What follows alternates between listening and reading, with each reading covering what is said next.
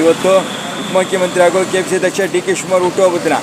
ಇವತ್ತು Congress high command D K ಶಿವಕುಮಾರಿಗೆ ಒಳ್ಳೆ good news ಕೊಡ್ತಾ ಇದೆ ಕಾಣಿಸುತ್ತೆ. ಯಾಕಪ್ಪ ಅಂದರೆ CM ಸಿದ್ದರಾಮಯ್ಯ ಅವ್ರಿಗೆ ನಿತೀಶ್ ಕುಮಾರ್ ಹಿಂಗೆ ಬಿಹಾರದಲ್ಲಿ ನಿತೀಶ್ ಕುಮಾರ್ ಹಿಂಗೆ ರಾಜ್ಯಸಭೆ ಕೊಡಿಸ್ಬಿಟ್ಟು ರಾಜ್ಯಸಭೆ ಮೆಂಬರ್ ಮಾಡಿದ್ರೆ, ಅದೇ ರೀತಿ ಅವ್ರನ್ನ ರಾಜ್ಯಸಭೆ ಮೆಂಬರ್ ಮಾಡಿ ಸಿದ್ದರಾಮಯ್ಯ ರಾಜ್ಯಸಭೆ ಮಾಡಿ ಡಿ ಕೆ ಶಿವಕುಮಾರ್ CM ಸ್ಥಾನ ಕೂರ್ಸೋಕ್ಕೆ ಹೈಕಮಾಂಡ್ ಪ್ಲಾನ್ ಹಾಕಿದೆ.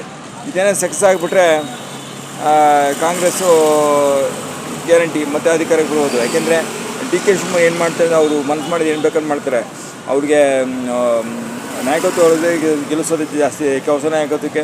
ಈಗ ಸಿದ್ದರಾಮಯ್ಯ ಏನಪ್ಪ ಅಂದರೆ ಅವರು ಕೇಂದ್ರ ರಾಜ್ಯಕ್ಕೆ ಹೋದರೆ ಅಲ್ಲಿ ಇಂಪ್ರೂವ್ ಆಗ್ಬೋದು, ಸ್ವಲ್ಪ ಹಿಂದ ಮತಗಳು ಜಾಸ್ತಿ ಆಗ್ಬೋದು.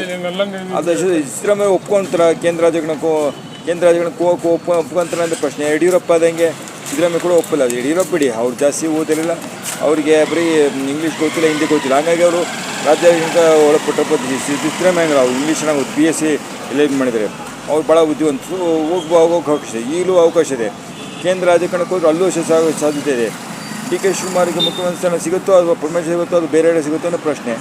ಆಮೇಲೆ ನಿನ್ನೆ ರಾಜ್ಯದಲ್ಲಿ ಹವಾಮಾನ ವೈಪರೀತ್ಯದಿಂದ ಭಾರಿ ಮಳೆ ಬಂತು ಎಲ್ಲ ಜಿಲ್ಲೆಯಲ್ಲಿ.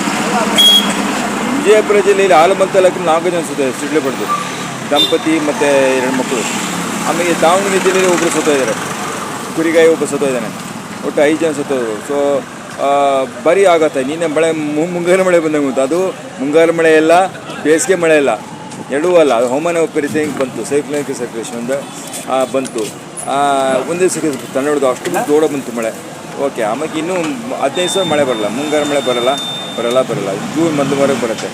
ರೈತರಿಗೆ ಎಲ್ಲವರು ಕಾಯಬೇಕು. ಈ ರಸಗೊಬ್ಬರ ಬಿತ್ತನೆ ಬೀಜಕ್ಕೆ ಮೊದಲೇ ತಲಾಶೆ ನಡೆಸಲಿ. ಆಮೇಲೆ ಜೂನ್ 21ಕ್ಕೆ ನೀಟ್ ಮರುಪರೀಕ್ಷೆ ನಡೀತಿದೆ, ವಿದ್ಯಾರ್ಥಿಗಳ ಖುಷಿ ವಿಚಾರ. ಮತ್ತೇನಪ್ಪ ಅಂದರೆ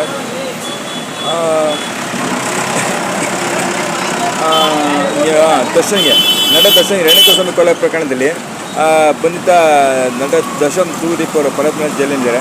ಅವರಿಗೆ ಸಾಕ್ಷಿಕ ವಿಚಾರಣೆ ನಡೆಸಬೇಕು. ಆಮೇಲೆ ಜೈಲಿನಲ್ಲಿ ಸೌಲಭ್ಯಗಳು ಕೊಟ್ಟಿಲ್ಲ ಅಂತ ಜನರಿಗೆ ಬೆದರಿಕೆ ಇದೆ, ಸೌಲಭ್ಯಗಳು ಅಂತ ಹೇಳಿದೆ. ಅದೆಲ್ಲ ವಿಚಾರಣೆ ಮಾಡಿಸಿ ಸುಪ್ರೀಂ ಕೋರ್ಟ್ ತಾತ್ಕಾಲಿಕ ಜಾಮೀನು ಕೊಡುತ್ತಾ ಅನ್ನೋ ಪ್ರಶ್ನೆ. ಕೊಟ್ಟರೆ ದರ್ಶನ್ಗೆ ಬಯಸಿದ ಬಂದ ಬಗ್ಗೆ, ಇಲ್ಲಾಂದರೆ ಕಷ್ಟ ಆಗುತ್ತೆ. ಸುಪ್ರೀಂ ಕೋರ್ಟ್ ಲಾಸ್ಟ್ ಆಪ್ಷನ್, ಇವತ್ತು ಗೊತ್ತಾಗುತ್ತೆ ಆಲ್ಮೋಸ್ಟು ಏನಾಗುತ್ತೆ ಗೊತ್ತಿಲ್ಲ. ದರ್ಶನ್ ಜಾಮೀನು ಸಿಕ್ಕರೆ ಒಳ್ಳೆಯದು ಅಂತ ಹೇಳ್ತಾರೆ ಅಭಿಮಾನಿಗಳಿಗೆ ಗುಡ್ ನ್ಯೂಸ್ ಸಿಗಲಿ ಅಂತ ಅನಿಸೋಣ. ಯಾಕೆಂದರೆ ಭಾಳ ಒಂದು ವರ್ಷ ಇದೆ ಅಪ್ಪ ಅಂತ ಹೇಳ್ಬೇಕಾದ್ರೆ 1 ವರ್ಷ ಇದೆ.